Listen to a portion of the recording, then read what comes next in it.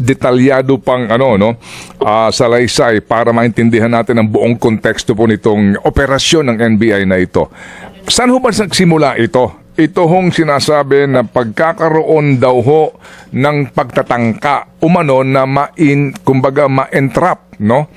Kung tama ho yung word na ginamit ko, o malagay sa alanganin si Executive Secretary Recto.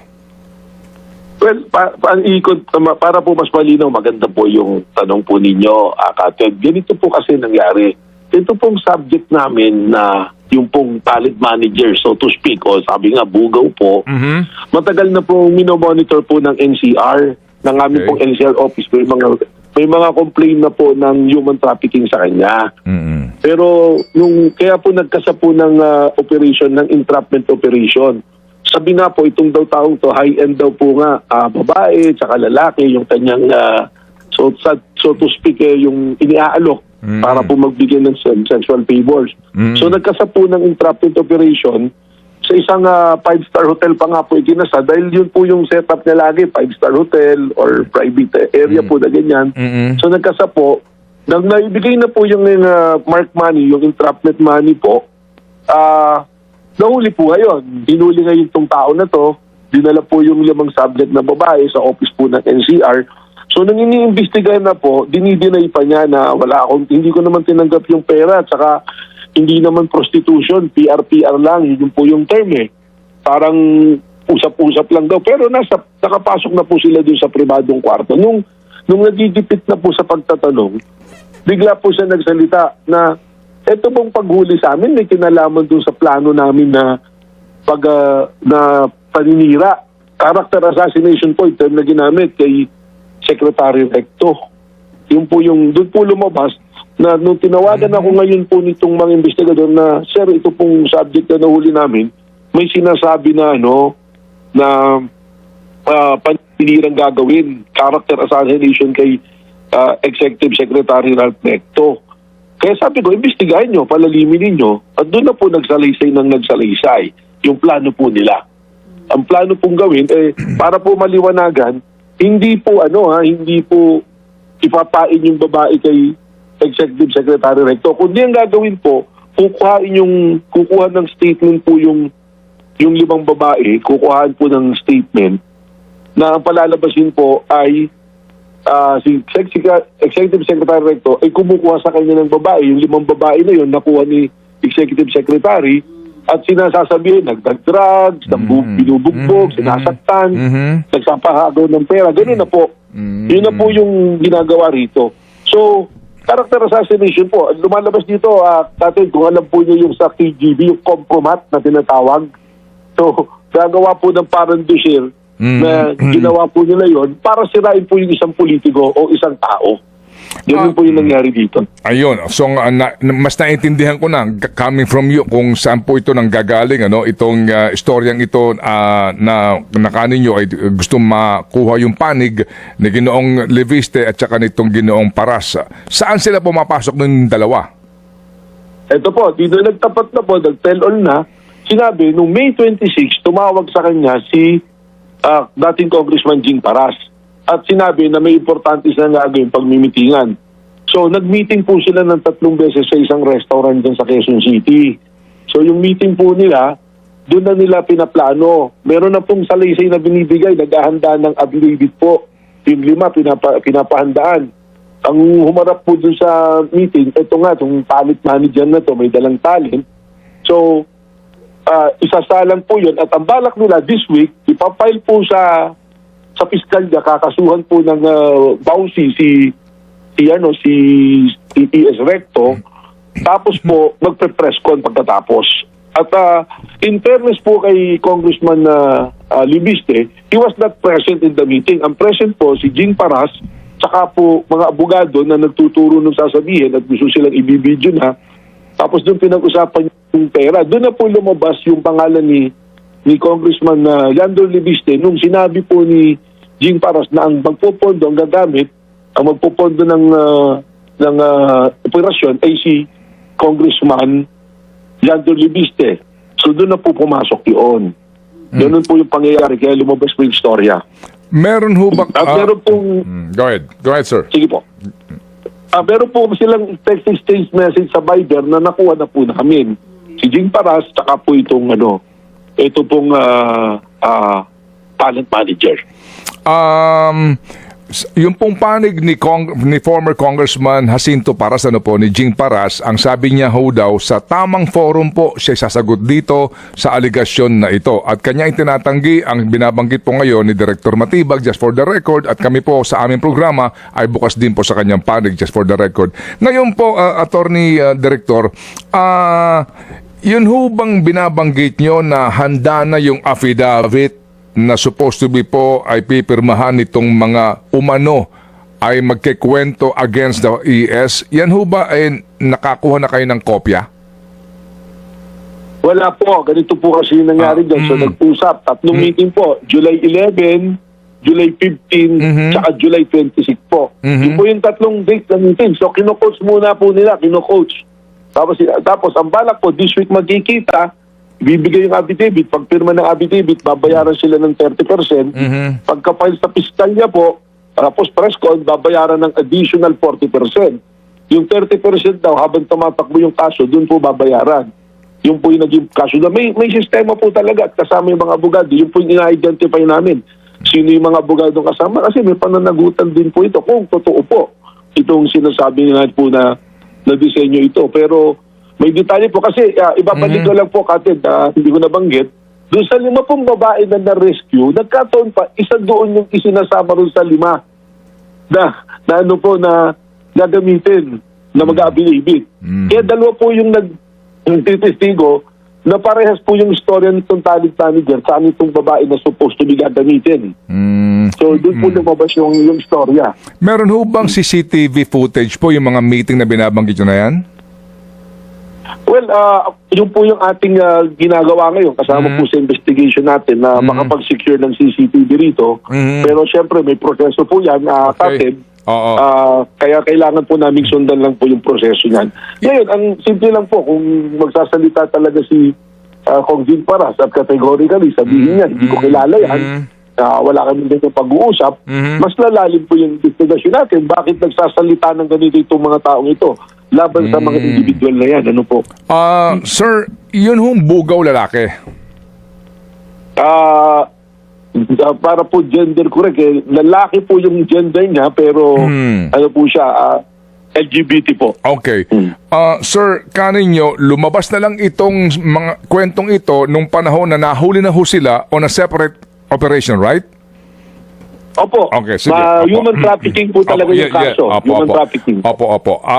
Sa isang 5-star hotel. Tama po. Hindi kaya itong bugaw na ito, kliyente niya talaga itong matataas na opisyal ng gobyerno? At talaga hong may engagement yung mga talents niya sa mga taong ito, kaya din naman may mga kwento-kwento na na kaya malakas ang loob kasi naging client na nila yung matataas na opisyal ng gobyerno. Well, yung possibility po na yan, tinitingnan natin, Katid. Actually, we have the access po ngayon sa kanyang gadget, yung telepono, because that is a subject of the operation. But just the same, we're applying for a cyber warrant para po makita namin. Although, siya naman po, voluntarily, sinishare niya yung mga information doon sa telepono. And I have to admit, Katid, meron pong mga nandun sa phone book ng telepono niya na mga medyo kilala pong personalities. Nitong bugaw? Opo. In other words, contact siya nitong mga personalities na ito kung kailangan nila ng serbisyo ng kanyang mga talent. Well, that is something that we cannot assume yet. Basta ang sinasabi ko po, pag nakita po natin yung kanyang cellphone, yung phone book, makikita natin po, i-check pa rin po natin kung yung pangalan ay tumutugma sa actual na numero. Kaya nga po, sabi ko rito noon, parang Epstein yung pagkatao nito kasi yung mga binabanggit na pangalan, nung kanunang kinakausap natin, may mga may mga kilala talaga, mga men in uniform, mga matataas na tao, mga negosyante, mga politiko. So, yun po yung isang tinitingnan po natin dito, Katid. Okay, sige. So, na ating po kailangan po papalalimin. sige po. So, hindi ito, kumbaga, usapin na nagpaplano sila para kapag kinuha itong mga talent niya, para bagang i-entrap yung official, kung hindi, gagawa-gawa ng kwento kahit na walang ganoong senaryo. Yung pong sinasabi ho ninyo na pinanggagalingan ito. But again, ngayon po, hindi pa ho natin may tuturing na talaga pong may kaugnayan dito si Ginoong Leviste o si Attorney Jing Paras, kasi nga po yan po ay kwento pa lamang noong pong talent manager, para ho natin may klaro lamang, Attorney, no? Tama po. Tsaka po nung babae, na isang nakasama dun sa operation po. Okay, So, dalawa sige. po sila. So, tama po kayo, certain. Kailangan namin tingnan doon sa CCTV kung talagang nangyari yung pagpupulong. Opo. Although doon po sa text exchange nila sa Viber ni Kong Jing Paras, we validated the number, sila yung nag-uusap. Oo. So, to Congressman Libiste, yung statement nitong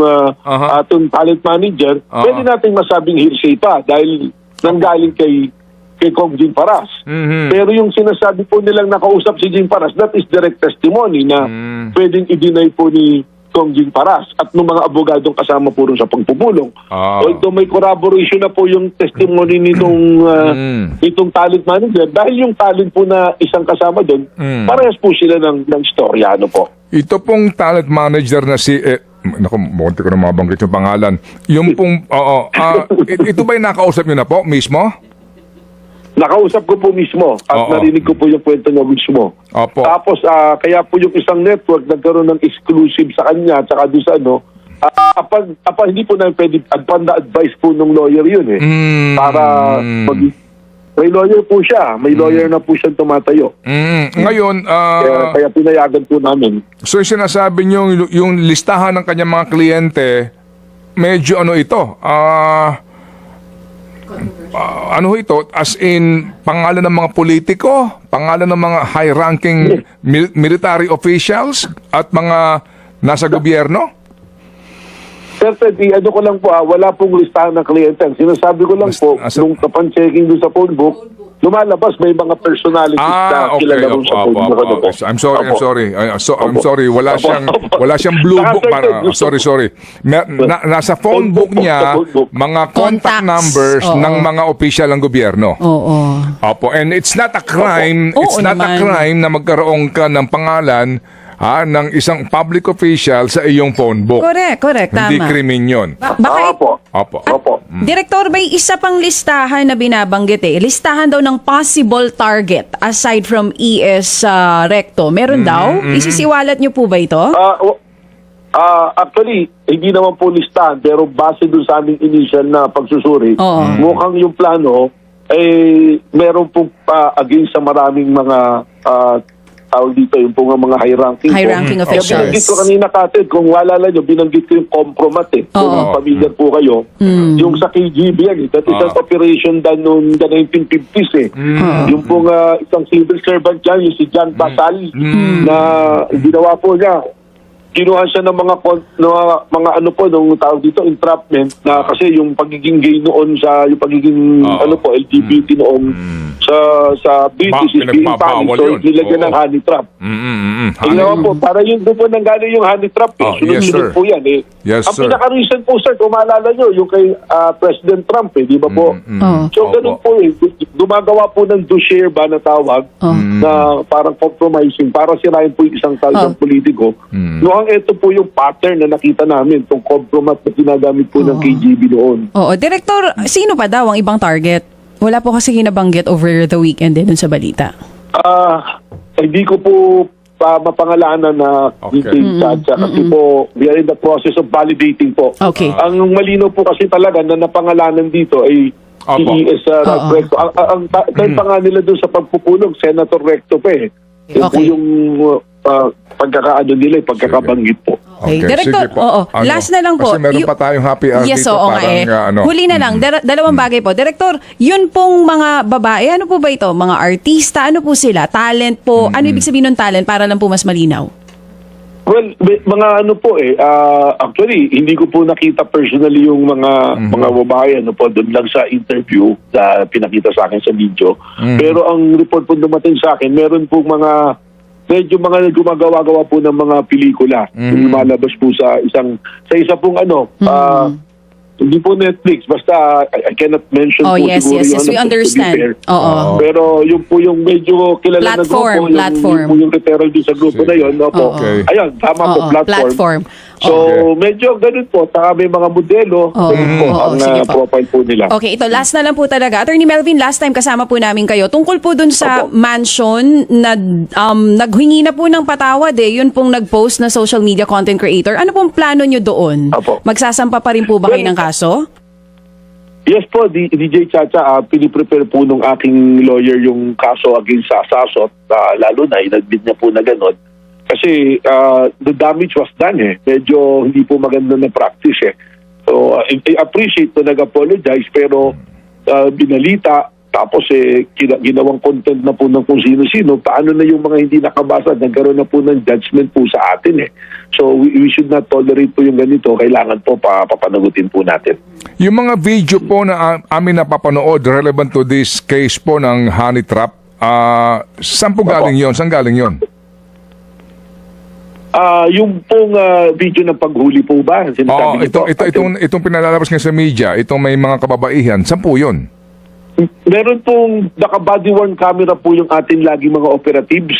So, Okay. tapos we can provide naman po yan sa mga nag-cover po. So kumbaga po, parang pinadadaan yung mga kababaihan and then yung sinasabi na mga tumatangkilik sa umano'y kanilang serbisyo, ito ho yun, nanonood lang sa kanila, ganun po yun. Well, yung video po ba ng paghuli yan, sinasabi nyo kasi yun po yung meron kami. Ito ho yun, ito yung video ngayon, may mga nakaupo po sa isang So, sofa. Oo, itong kababaihan, ito po yun. Ay, hindi po sa amin galing yan So, we have to check. Ang sabi kasi po, nangyari po lang doon sa... NBINCR yung po na, NBINCR po nakalagay. Oo. yung pong entrapment dyan sa hotel, wala pong nangyaring hubo-hubo. Ano po? Opo, Ano wala, pagkabot po ng wala. Black money? Wala. Hinuli na po. Sa loob po ng ng hotel po. Okay, sige. Sa kwarto.